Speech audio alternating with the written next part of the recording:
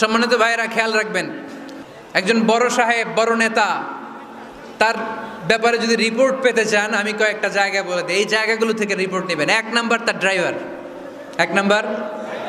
2 number তার বাড়ির দারোয়ান, 2 নাম্বার। 3 নাম্বার তার খাদেম, 3 নাম্বার। 4 নাম্বার তার ঘরের কাজের মেয়ে, 4 নাম্বার। এদের কাছ থেকে আসল রিপোর্ট পাওয়া যায়, ঠিক কিনা? কোনো পীর সাহেবের ব্যাপারে যদি আপনি রিপোর্ট চান, পীর সাহেবের বউয়ের কাছ থেকে শুনবেন। কথা কয় না, বোঝে নাই বোধ হয়। একজন পীর সাহেব হুজুর, উনি কেমন, রিপোর্ট নেবেন কার কাছ থেকে? কার কাছ থেকে? বউয়ের কাছ থেকে। এবার বিশ্বনবীর ব্যাপারে বিশ্বনবীর খাদেম কি বলে শুনবেন? বোঝে নাই বোধ হয়। বিশ্বনবীর ব্যাপারে বিশ্বনবীর খাদেম কি কমেন্টস করছে শুনতে চান? খাদেমের নাম আরো জোরে বলতে হবে, আনাস রাদিয়াল্লাহু তাআলা।